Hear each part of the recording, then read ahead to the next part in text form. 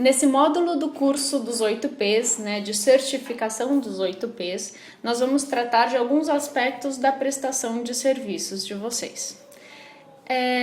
Antes de mais nada, considerando que temos uma limitação de tempo nessa exposição e que alguns aspectos concretos e características específicas de cada prestação de serviços pode ocasionar alguns desdobramentos específicos e diversos e que então deverão ser tratados no caso a caso. Nós vamos abordar somente os aspectos genéricos e principais da prestação de serviços, principalmente os aspectos burocráticos, legais, de formalização da prestação de serviços, alguns aspectos relacionados ao contrato de prestação de serviços, a proteção da marca de vocês. São mesmo só as primeiras linhas para dar início, então, a uma prestação de serviços. O primeiro aspecto da prestação de serviços que vamos tratar diz respeito à organização da prestação de serviços propriamente dita, da atividade que vocês vão desempenhar. Para isso, a gente vai passar bem brevemente sobre a teoria da empresa, a fim de definir se trata de empresário ou não empresário, se trata de atividade empresária ou não empresária. Aí, em seguida, vamos tratar de forma também bem breve a respeito do desenvolvimento da atividade de prestação de serviços de vocês. Ou seja, se ela vai se dar de forma individual ou mediante o concurso de sócios, ou seja, através de uma sociedade. Aí, assim, com esses dois conceitos, se é uma atividade empresária ou não e se ela vai ser desenvolvida individualmente ou em sociedade, a gente já vai ter as primeiras ferramentas para definir a forma de organização da atividade de vocês, a forma de organização da prestação de serviços. Então, a primeira distinção que teremos de fazer é entre empresário e não empresário, já que o Código Civil de 2002 adotou a teoria da empresa. Então, vamos lá. O Código Civil, no seu artigo 966, define expressamente o que é empresário e, com base nessa mesma definição, ele vai definir o que não é empresário. Essa definição é bastante importante porque dela também vai decorrer a distinção entre sociedades empresárias e sociedades não empresárias, ou seja, sociedades simples. O artigo 966 diz que considera-se empresário quem exerce profissionalmente atividade econômica organizada para a produção ou a circulação de bens ou de serviços. E no seu parágrafo único, diz que não se considera empresário quem exerce profissão intelectual de natureza científica, literária ou artística, ainda que com o concurso de auxiliares ou colaboradores, salvo se o exercício da profissão constituir elemento de empresa. Estaremos então diante de um empresário quando verificarmos que o exercício da atividade econômica é destinado à criação de riqueza mediante a produção de bens ou de serviços ou pela circulação de bens ou de serviços produzidos. Essa atividade também tem que ser organizada, coordenando-se aí fatores de produção, trabalho, natureza e capital, e que vai variar, logicamente, no caso a caso, conforme a natureza e o objeto da empresa. E outro aspecto muito importante é que o exercício da atividade tem que ser praticado de forma habitual e sistemática, ou seja, profissionalmente, como o próprio artigo diz, e com ânimo de lucro. E o não empresário está definido no parágrafo único, então vai ser aquele que exerce a profissão intelectual, de natureza científica, literária ou artística, mas vale aqui ressalvar que se esse mesmo profissional exercer a sua atividade de forma organizada, tendo o seu exercício praticado de modo habitual, sistemático, ou seja, profissionalmente, tal como descrito no CAPT, no artigo 966, a gente também vai estar diante de um empresário. E esse mesmo empresário ou esse não empresário, ele vai poder exercer a atividade dele de duas formas, ou individualmente, ainda que com o concurso de auxiliares ou colaboradores, um outro funcionário, ou mediante a constituição de uma sociedade, ou seja, a reunião com outros sócios e a constituição de uma sociedade. Esse artigo 981 do Código Civil diz que celebram um contrato de sociedade as pessoas que reciprocamente se obrigam a contribuir com bens ou serviços para o exercício da atividade econômica e a partilha entre si dos resultados. E essa mesma sociedade que eventualmente vai ser constituída, ela vai ser uma sociedade empresária ou não empresária. E a definição dessa sociedade como empresário ou não empresária vai seguir os mesmos requisitos da definição do que seja empresário ou não empresário. Ou seja, se vocês lerem aí o artigo 982, ele vai dizer que, salvo exceções expressas, considera-se empresária a sociedade que tem por objeto o exercício de atividade própria de empresário sujeito a registro e simples as demais.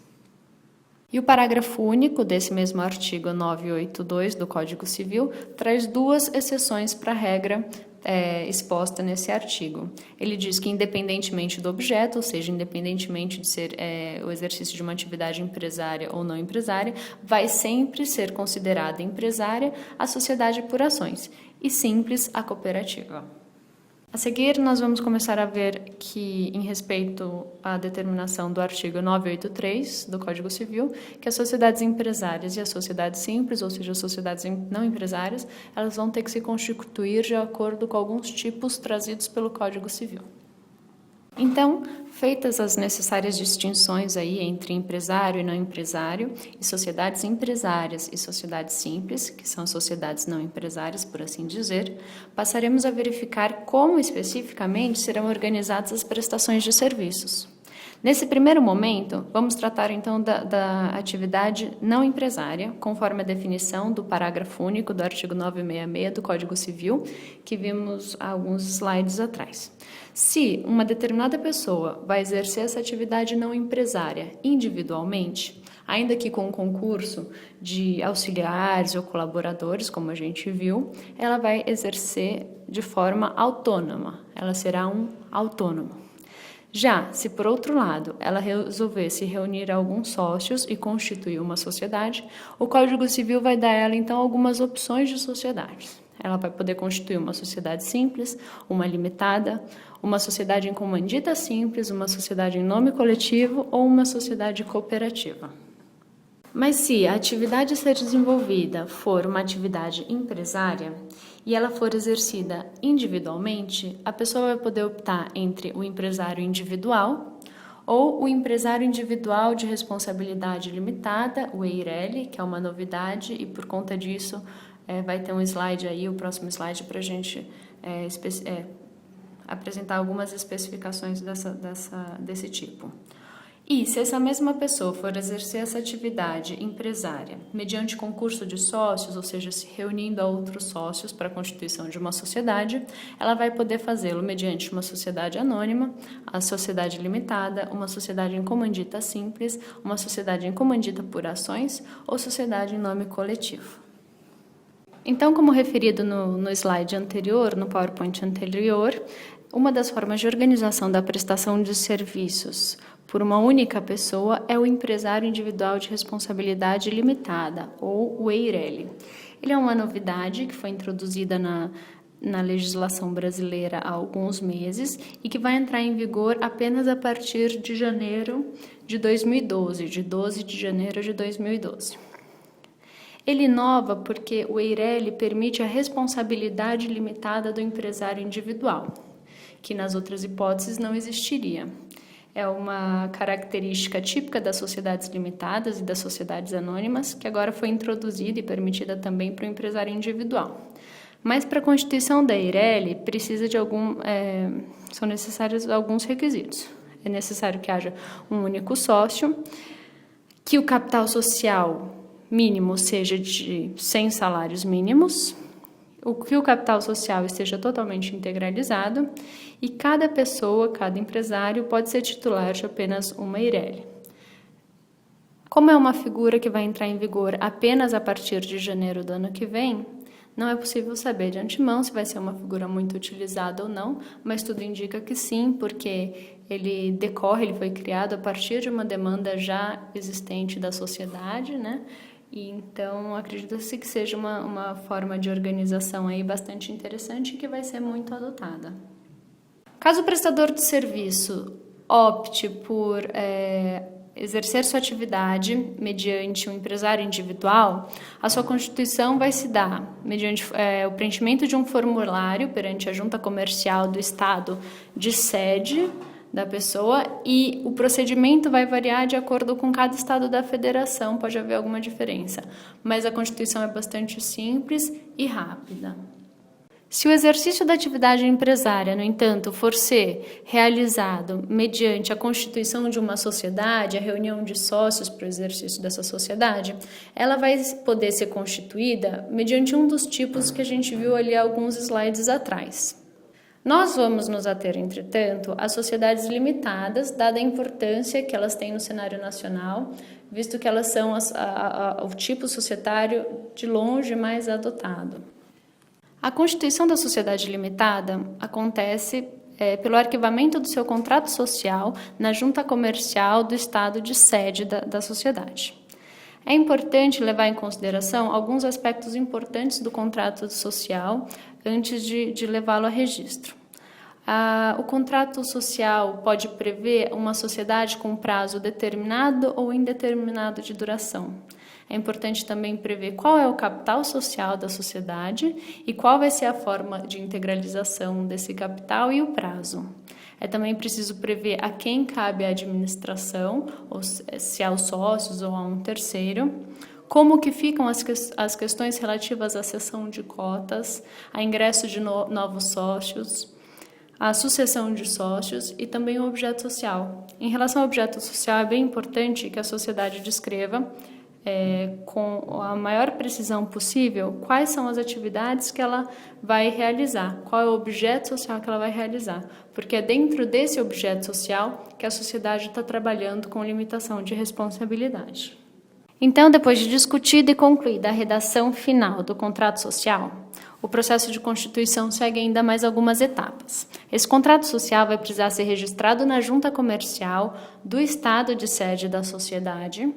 E depois disso, segue-se ainda a obtenção do CNPJ perante a Receita Federal, inscrições perante a Prefeitura, questões relativas, por exemplo, ao ISS, que é Imposto sobre Serviços, já que a prestação de serviços implica o recolhimento desse imposto, alvarás, como alvará de funcionamento, e autorizações para emissão de nota fiscal, etc. Depois, perante o Estado, se for o caso, é preciso obter a inscrição estadual e, por fim, as inscrições perante o INSS. Aí, dependendo, e é uma questão também para se ver caso a caso, a depender do tipo de atividade que vai ser exercida, outros registros e autorizações podem vir a ser necessários e exigidos. Então, isso vai ter que ser visto no caso a caso. Já em relação ao imóvel em que será exercida a atividade, é importante notar se ele está regularizado perante a prefeitura, se há possibilidade de desenvolvimento da atividade pretendida naquele local, obter o alvará de licença e funcionamento também da prefeitura, verificar se os órgãos municipais e estaduais relacionados ao meio ambiente, se há possibilidade de desenvolvimento dessa atividade nesse local, obter o alvará de licença do Corpo de Bombeiros, cuidar do contrato de locação também, verificar questões relativas ao prazo, garantir que vocês tenham um prazo compatível em relação à atividade que vai ser exercida e o tempo que vocês pretendem permanecer no local, verificar questões do valor do aluguel e a forma de correção, garantir o direito de preferência na aquisição do imóvel, caso ele seja posto à venda, e se não for o caso, garantir que em caso de alienação do imóvel, o adquirente deva respeitar o prazo de locação contratado. Então, há diversas questões aí que também devem ser observadas em relação ao local que vai ser exercida a atividade. Aqui eu acho interessante ressaltar que a regularização e a formalização da prestação de serviços, além de decorrer de obrigação legal, ela traz inúmeras vantagens para o prestador de serviços, Como, por exemplo, uma maior facilidade de acesso a produtos financeiros perante instituições financeiras.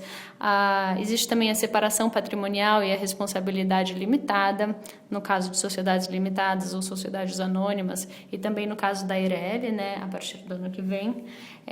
A possibilidade da falência ou da recuperação judicial, que também fica aí restrita às sociedades empresárias. Então, é bastante importante a formalização e a regularização da prestação de serviços.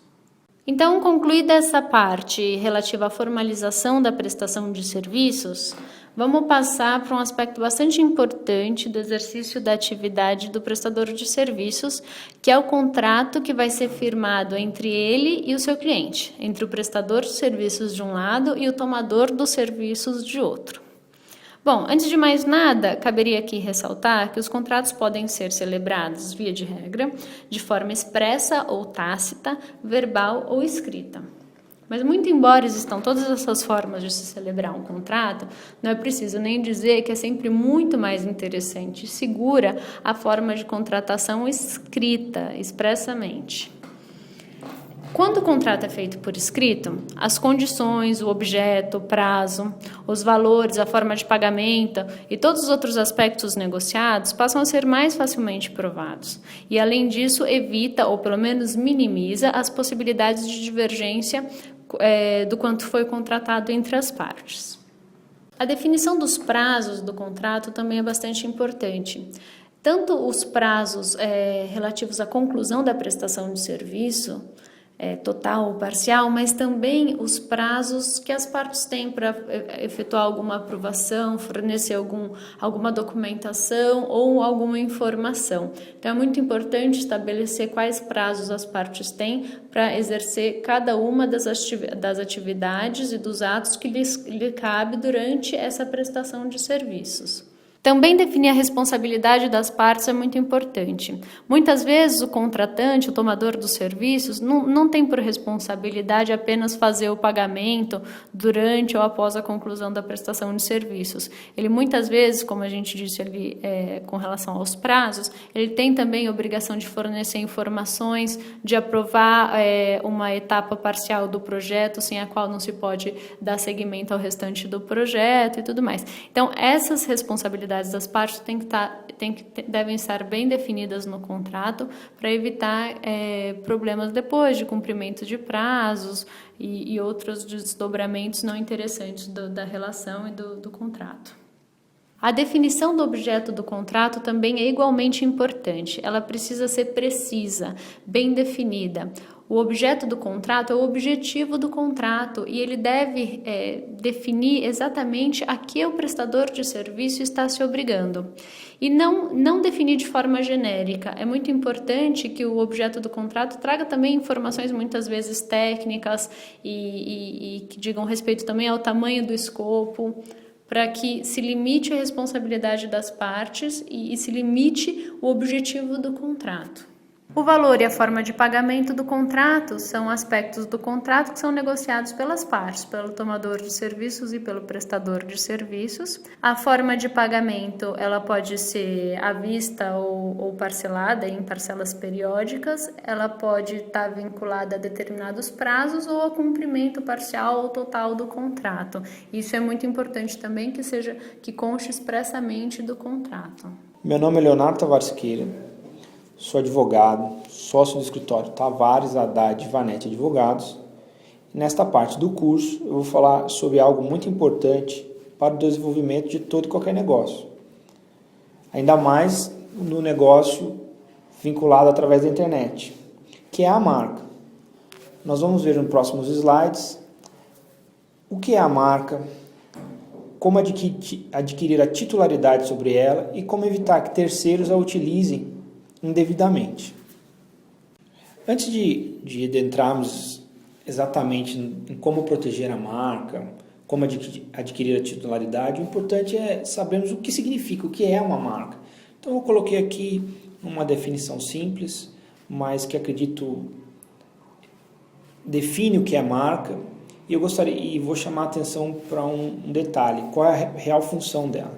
Então, pois bem, marca é um sinal distintivo utilizado para distinguir produto ou serviço de determinada pessoa. Veja que dessa definição, e vocês vão encontrar várias por aí, mas ela essencialmente é o que está escrito aqui. A finalidade da marca é distinguir produto ou serviço. Então, assim, a marca tem que ser um sinal distintivo, capaz de fazer com que a pessoa saiba que aquele determinado produto que tem aquela determinada marca é daquele determinado fabricante ou daquele determinado prestador de serviço. A função da marca é distinguir. Muito importante isso. Nós vamos ver agora como adquirir a titularidade da marca.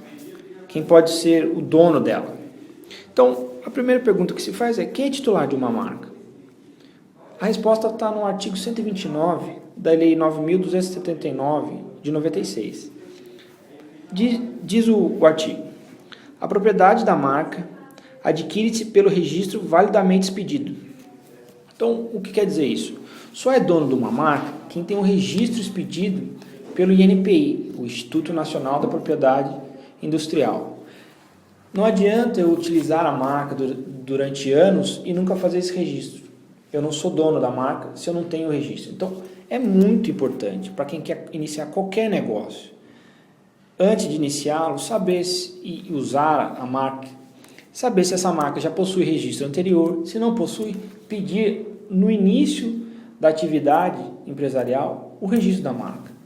Porque é ruim para os negócios, é desagradável desenvolver uma marca durante anos e depois lá na frente descobrir que você não é titular dessa marca, você não poderia ser titular dessa marca, ou algum concorrente seu muito mais instruído sobre a lei peça a marca, a titularidade da marca e te impeça de usar a marca depois. Então, muito importante ficar gravado: só é dono, titular de uma marca quem pede o registro no INPI. É imprescindível o registro do INPI para possuir proteção. Pois bem, agora, quem pode requerer essa titularidade? Ou seja, quem pode ir até o INPI e pedir o registro da marca? A resposta está no artigo 128 da mesma lei citada e dispõe: podem requerer o registro de marcas pessoas físicas ou jurídicas de direito público ou privado. O que quer dizer isso? Que eu não preciso ter uma empresa para pedir o domínio, a titularidade da marca. Posso eu, pessoa física, se desenvolvo uma atividade como empresário individual ou na pessoa física mesmo, desde que realmente desenvolva a atividade, pedir a titularidade. Ou a minha empresa, que é recém-constituída, pode pedir a titularidade. Muito importante que fique muito bem gravado: só é dono da marca quem tem o registro. Uma analogia sobre esse assunto é a questão da propriedade sobre bem imóvel. Só é dono do imóvel quem tem o registro no registro de imóveis. O mesmo vale aqui para a marca: só é dono da marca quem tem o registro no INPI. Muito importante. Agora que nós já sabemos o que é a marca, quais princípios ela segue e como adquirir a titularidade, é importante saber o que eu posso registrar como marca. Qual palavra, qual signo, qual elemento característico eu posso registrar. Há vedação, não há? Então, a resposta vem em dois artigos da Lei 9.279, que são os artigos 123 e 124. Diz o 123 que os sinais visualmente perceptíveis não compreendidos nas proibições podem ser registrados. Então, o que acontece? Eu posso registrar tudo desde que não esteja proibido na lei. E a lei, as proibições estão no artigo 124. É um artigo extenso da lei, mas basicamente nós vamos ver nesse artigo que nós não podemos registrar marca de terceiro, marcas que contrariem a moral e bons costumes, sinais distintivos oficiais, nome de terceira pessoa. Então, o seu nome você pode usar como marca, você não pode usar o de terceiro. Basicamente isso. O artigo extenso não comporta lê-lo aqui, mas é importante saber o seguinte: eu posso registrar tudo desde que não proibido no 124. Então, imagine, vou começar o meu negócio, já quero desde já ser precavido e registrar a marca. Tive a ideia de um nome ou de um sinal e quero registrá-lo. Como eu faço? Primeiro eu vou no INPI ver se não existe esse registro. Se não existir, vou lá na lei, no artigo 124, vou saber se existe vedação sobre ele. Se não existir, o registro é tranquilo, você vai ao INPI e diga: quero pedir o registro dessa determinada marca aqui, por favor, me conceda. É simples. O importante é verificar na lei se é possível aquele registro. Se ele não atenta contra a moral, bons costumes, incita a violência, se não dá indicação geográfica de outro país, de localidade de onde não vem o produto, essas coisas. Agora que nós já aprendemos o que é a marca, quais signos conseguimos registrar, o porquê que serve, nós vamos saber o que o registro da marca nos oferece, qual tipo de proteção nos oferece. Então, pois bem, o artigo 130, que é o que cuida dessa parte, do artigo da Lei 9.279, diz que o titular da marca ou o depositante eu vou explicar o que é na sequência, é assegurado ceder o seu registro, o registro da marca, ceder o pedido de registro, licenciar o uso da marca e, principalmente, zelar pela sua integralidade material ou reputação. O que acontece? Uma vez que eu sou titular, eu posso licenciar e eu tenho, por exemplo, uma franquia, eu quero desenvolver meus negócios em outras localidades através de outros parceiros, eu posso licenciar o uso da minha marca. Ou eu desenvolvi uma marca X que pessoas querem usá-la, porque a minha marca agrega valor ao produto delas, eu licencio esse uso. E eu só posso fazer isso. E a pessoa, obviamente, só vai querer essa licença se eu tiver o registro. Uma vez que eu venda o meu negócio, eu posso ceder o uso da minha marca. Isso agrega valor à minha marca.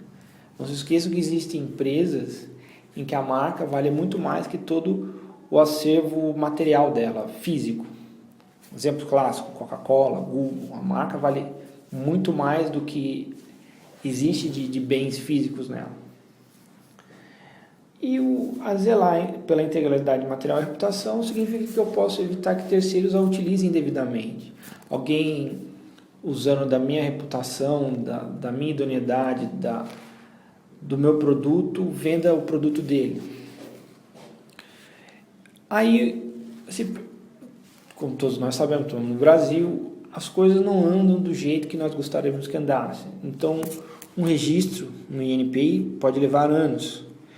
Então, e nesse meio tempo, como faz a pessoa que pediu o registro? Ela fica sem proteção? Não.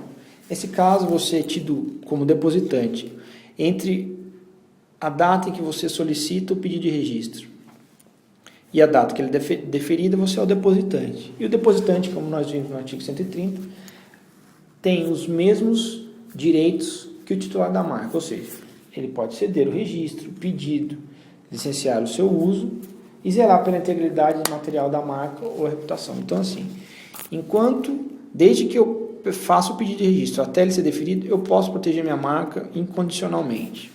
Muito importante isso.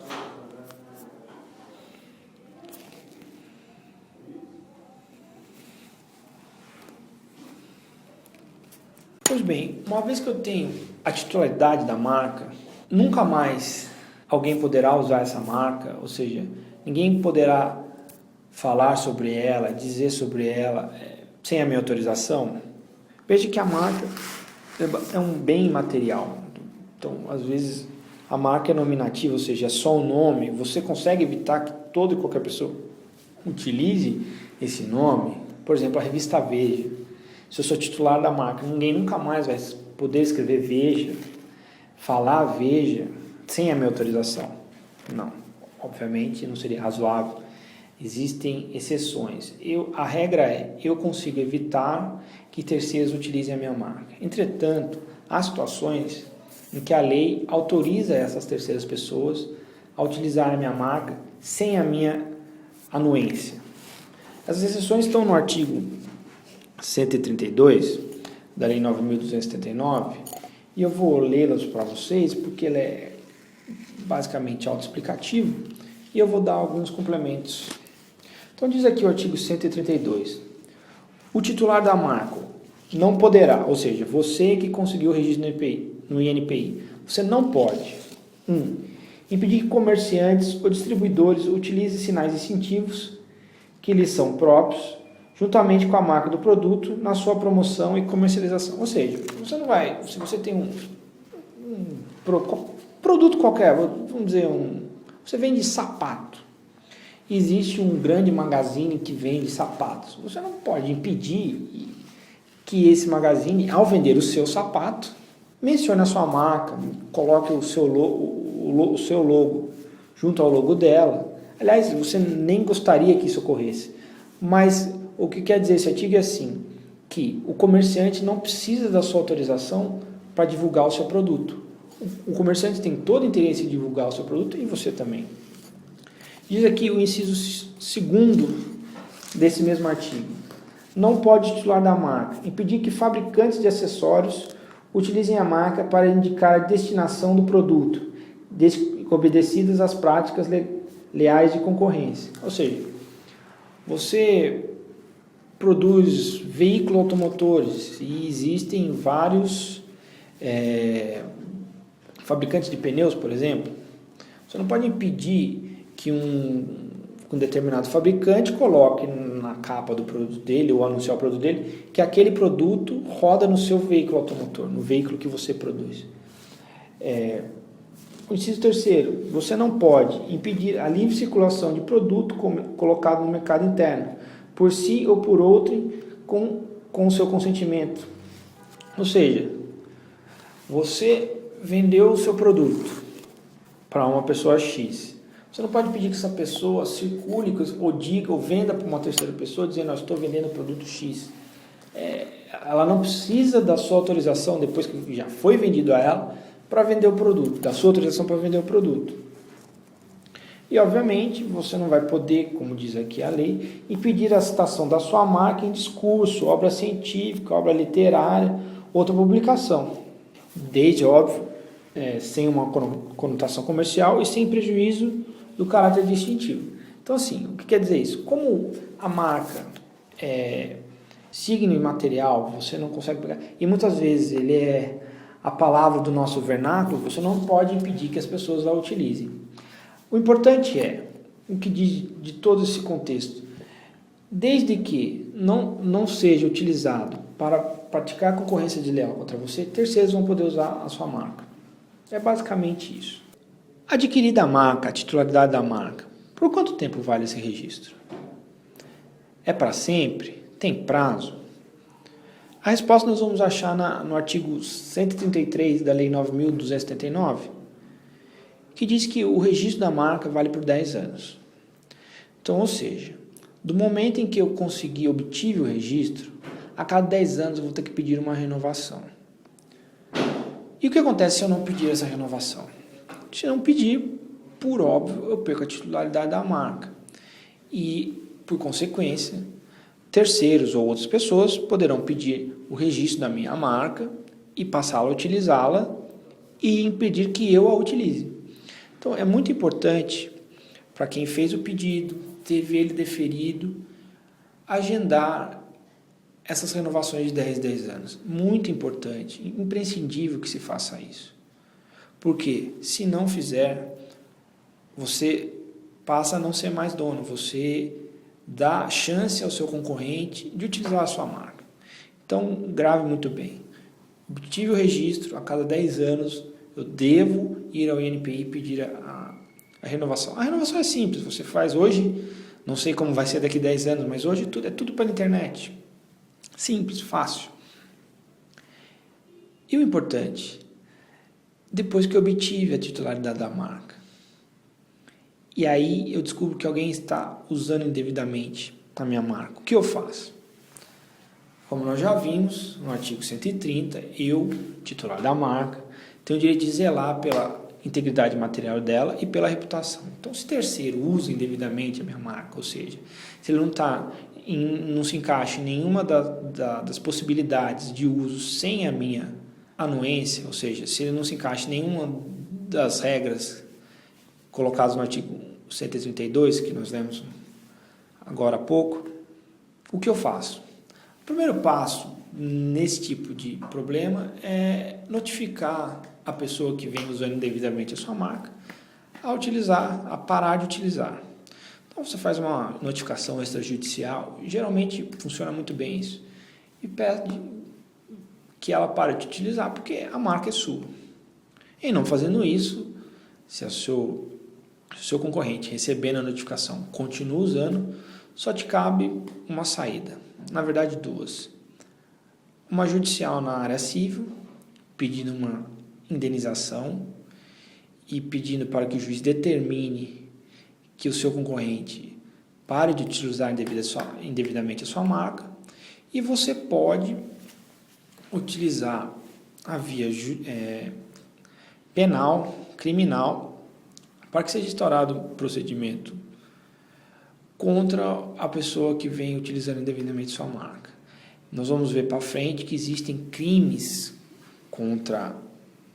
pelo uso indevido da marca, então você, uma vez que não conseguiu fazer com que o seu concorrente deixe de utilizar a sua marca, você parte para a via civil pedindo a indenização e para a via penal pedindo a condenação pelo uso indevido da sua marca. Pois bem, já sabemos que nós precisamos do registro da marca para ser dono dela, para ser titular dela. Como é que nós fazemos esse registro? Aonde nós vamos para pedir esse registro? Vocês já ouviram eu falar ali atrás que é sempre no INPI, no Instituto Nacional da Propriedade Industrial. É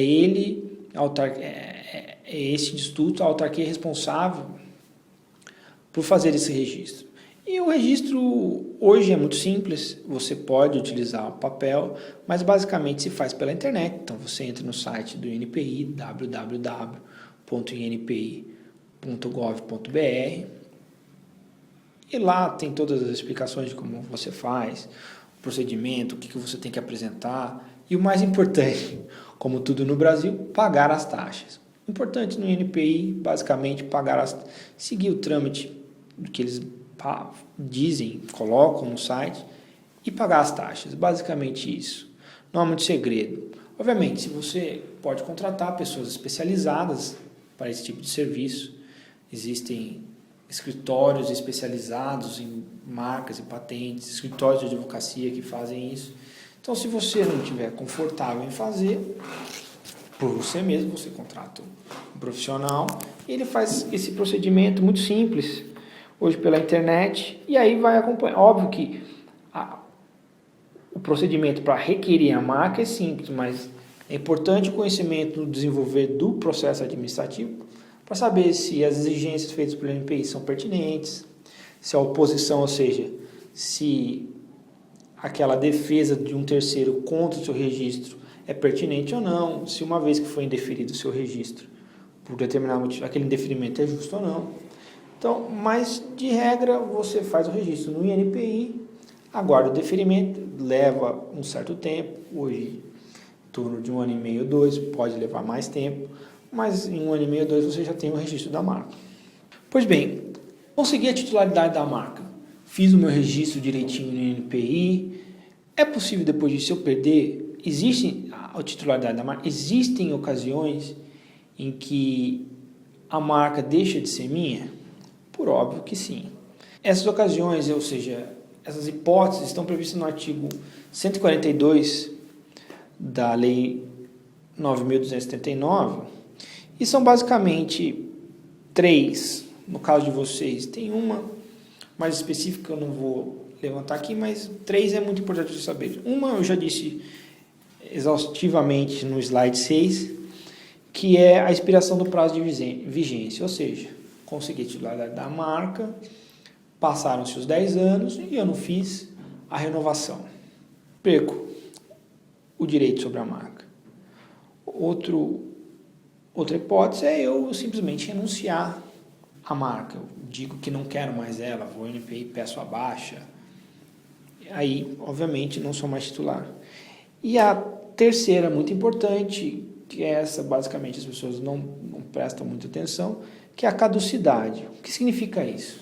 Basicamente é o seguinte: caduca a marca quando eu, uma vez tendo o registro, paro de utilizá-la durante um determinado tempo. Ou seja, se durante 5 anos consecutivos, que é o que determina a lei no artigo 143, deixo de utilizar a marca da qual sou titular, algum terceiro pode pedir a a caducidade e fazer com que eu perca a titularidade da marca. Vocês devem estar se perguntando, já que nós estamos falando de um curso que remete ao marketing digital, negócios pela internet, e o nome de domínio? É marca? Não. Depois de muito se estudar, chegou-se à conclusão que nome de domínio não é marca. Ele é um signo distintivo, mas não é marca. E se ele não é marca, como eu faço para protegê-lo? Basicamente, nós vamos proteger, evitar que outros utilizem devidamente nosso nome de domínio, ou façam menção a ele, através da concorrência, ou aquele cyber squatting, typer squatting, que quando a pessoa coloca um nome de domínio bem parecido com o nosso e põe a pessoa, porque o internauta provavelmente digita errado, vai acabar parando no site do nosso concorrente e não do nosso. Nós temos duas proteções básicas. Um é a concorrência desleal, ou seja, por conta do artigo 195 da Lei 9.279, eu consigo impedir fazer com que esse concorrente pare de utilizar aquele site similar ao meu, pare de concorrer comigo, angariando a minha clientela indevidamente. E, se eu tiver prejuízo, com base no artigo 927 do Código Civil, que é o que versa sobre responsabilidade civil, ou seja, o meu direito de ser indenizado, ou mais corretamente, o dever de quem me prejudicou me indenizar, eu posso equacionar esse meu problema, impedir que o outro utilize o nome de domínio devidamente e eu possa me ressarcir pelo prejuízo que eu tive. O curso é bem curto, é simples. O importante é saber, o que nós quisemos trazer aqui é dar a possibilidade de vocês saibam das coisas que existem, dos direitos que envolvem a marca, o nome de domínio, já que na internet, como dito no início desse módulo, é muito importante a proteção da marca, do nome de domínio. Basicamente que você tem uma marca bem desenvolvida, ela vale às vezes muito mais que o nosso próprio negócio, os bens físicos que temos no negócio. Então é muito importante saber a proteção dela. Eu agradeço a oportunidade e deixo o meu e-mail, caso vocês queiram entrar em contato, é ltavares@thgadvogados.com.br para tirar alguma dúvida. Estou à disposição. Muito obrigado.